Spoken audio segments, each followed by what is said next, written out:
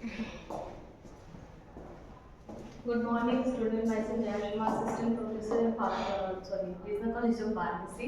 हम लोग पढ़ रहे थे बायोकॉन्जुगेट का हमारा टॉपिक था फार्माकोकाइनेटिक्स, जैसा हम लोग स्टडी कर रहे थे प्रीवियस में, बट हमने उसको हाफ ही छोड़ दिया था। हम उसको कंटिन्यू करने वाले उसी टॉपिक को कि हमने देख लिया था उसमें मिनिमम इफेक्टिव कंसंट्रेशन क्या थी।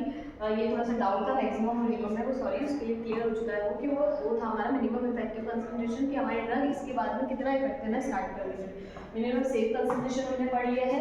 अब उसके साथ में कुछ हमारे फार्मा और ये एयूसी, अब एयूसी आपने मैंने पहले आपको बता रखा था area under curve. Area under curve हमारा होता है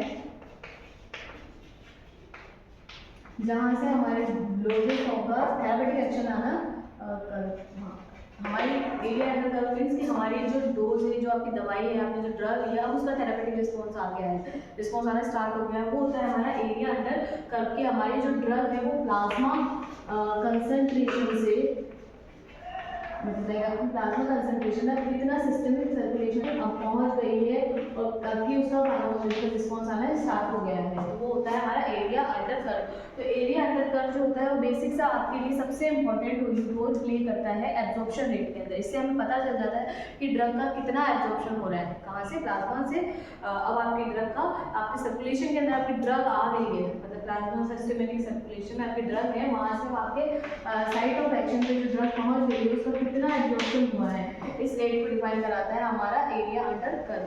नेक्स्ट टर्म्स हमारे इसके लिए यूज होती है, ये तीनों टर्म्स हमने ब्रीफ में स्टडी कर रखी है पहले वाले प्रीवियस चैप्टर्स के अंदर, ठीक है। अब इनके अलावा अब यहाँ से हमारा नए टॉपिक स्टार्ट होने वाले हैं फार्माकोकाइनेटिक के अंदर। नई टर्म्स आती है, फर्स्ट टर्म्स आती है, नेक्स्ट टर्म हमारी ऑनसेट ऑफ एक्शन। अब इसका मतलब क्या होगा, आपने वर्ड तो बहुत बार पढ़ा है कि onset of action, onset of action, onset of action, but क्या इसका मीनिंग होता है। ऑनसेट ऑफ एक्शन का मतलब होता है आपका बेसिक सा the beginning of pharmacological response is called is या फिर इज नॉन एज, तो इसको हम लिख सकते हैं the beginning of pharmacological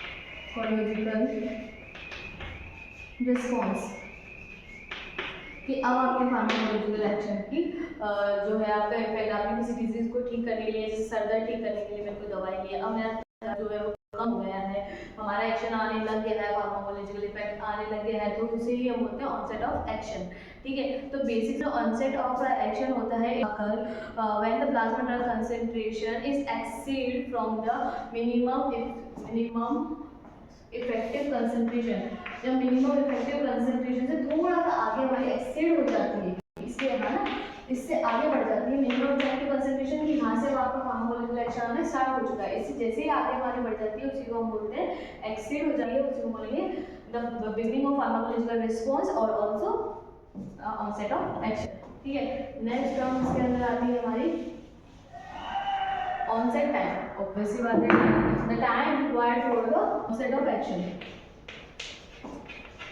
onset time क्या होगा, onset of action को स्टार्ट होने के लिए जो भी आपका टाइम टाइम समय लग रहा है, समय लगेगा, उसी को बोलेंगे हम onset of टाइम, ठीक है। नेक्स्ट आता है हमारा आता है ड्यूरेशन ऑफ एक्शन। नेक्स्ट आती है हमारा नेक्स्ट टर्म इसके अंदर हम पढ़ेंगे वो आता है ड्यूरेशन और एक्शन, ठीक है। तो ड्यूरेशन ऑफ एक्शन की अब आपको आप इस वर्ड से ही क्लियर कर पा रहे हैं कि ड्यूरेशन ऑफ एक्शन का मतलब क्या हो सकता है। Plasma concentration of drug remain above level of minimum effective concentration is called as duration of action, कि हमारी जो ड्यूरेशन ऑफ एक्शन अब हमारा स्टार्ट हो चुका है, हमारा जो ड्रग है वो अब हमारा मिनिमम इफेक्टिव कंसंट्रेशन को पास कर चुकी है, उससे आगे जा चुकी है, ठीक है। वही आती है हमारी ड्यूरेशन ऑफ एक्शन। ये पीरियड है हमारा जहाँ प्लाज्मा कंसंट्रेशन जो हमारी है ड्रग की वो अब कहाँ चली जाएगी, मिनिमम इफेक्टिव कंसंट्रेशन से, ठीक है। पीरियड को हम बोलेंगे ड्यूरेशन ऑफ एक्शन, इस पीरियड को हम बोलेंगे ड्यूरेशन ऑफ एक्शन, उस टाइम हम बोलेंगे ऑनसेट टाइम, जो कि हमारे ऑनसेट ऑफ एक्शन के लिए रिक्वायर्ड, ठीक है। तीनों अलग अलग चीजें हैं। नेक्स्ट हमारा आएगा इंटेंसिटी ऑफ एक्शन।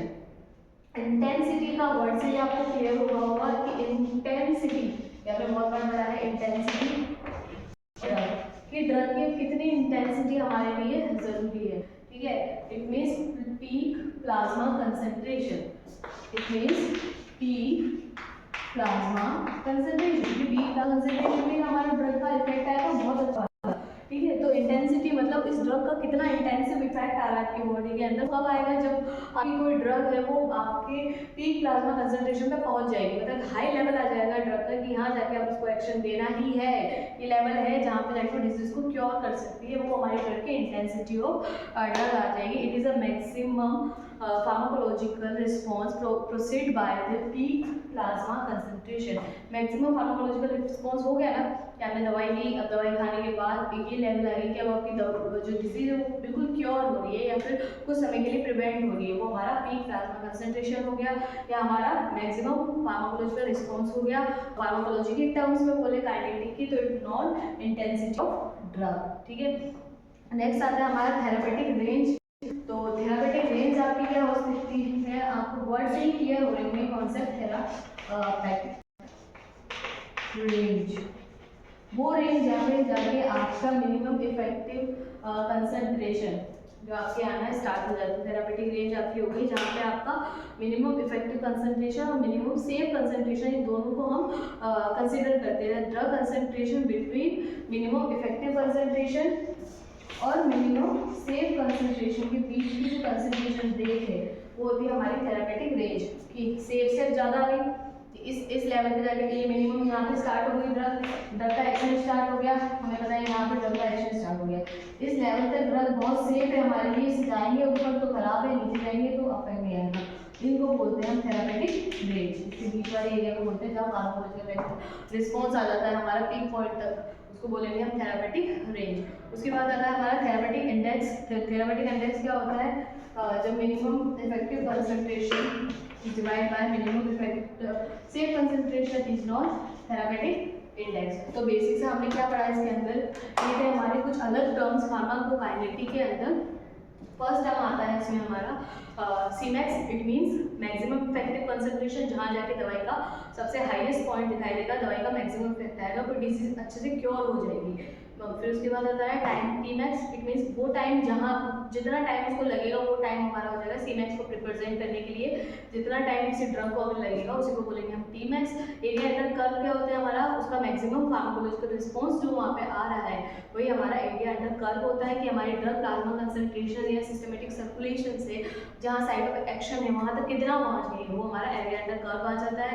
देन आता है ऑनसेट एक्शन। ऑनसेट एक्शन हमारा क्या होता है कि मिनिमम इफेक्टिव कंसंट्रेशन को अब हमारी ड्रग ने आगे पार कर लिया है और अब उसका रिस्पॉन्स आना स्टार्ट हो गया। मिनिमम का मतलब ये लेवल था, यहाँ से कुछ चालू हुई, अब यहाँ से चालू का इफेक्ट आने लग गया, उसको बोल देंगे हम ऑनसेट ऑफ एक्शन।